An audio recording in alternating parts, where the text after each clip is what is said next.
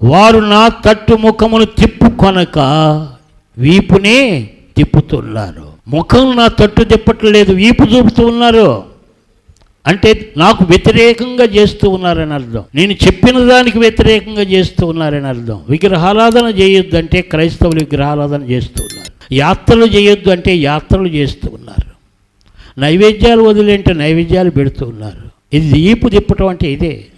వాక్యం చెప్పేది ఒకటైతే వాక్యానికి వ్యతిరేకంగా చేసేది ఇంకొకటి.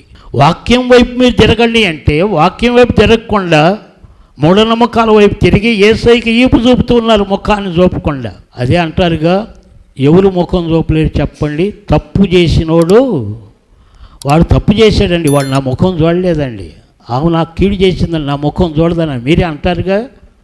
ఎందుకు ముఖం చూపలేకపోతున్నారు? తప్పు చేశారు కనుక. క్రైస్తవుడా, నీవెందుకు యేసయ్యకి ఈపు చూపుతూ ఉన్నావు? తప్పు చేసావు, దేవుడు వద్దన్న పని చేసావు.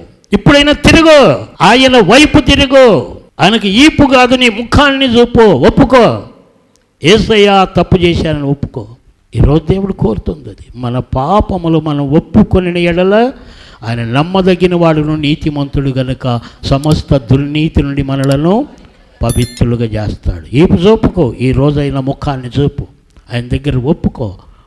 చేసిన తప్పు ఒప్పుకో, నీ లోపం ఒప్పుకో. దేవుడు నెట్టేసే దేవుడు కాదు. ఎంత ఘోర పాపిన నెట్టేయడు ఆయన, తోసేయడు. ఒప్పుకో, ఈపు చూపుకో, ముఖం వంచు, ఆయన శిలువ దగ్గర వంగిపో, ఆయన పాదాలు పట్టుకో.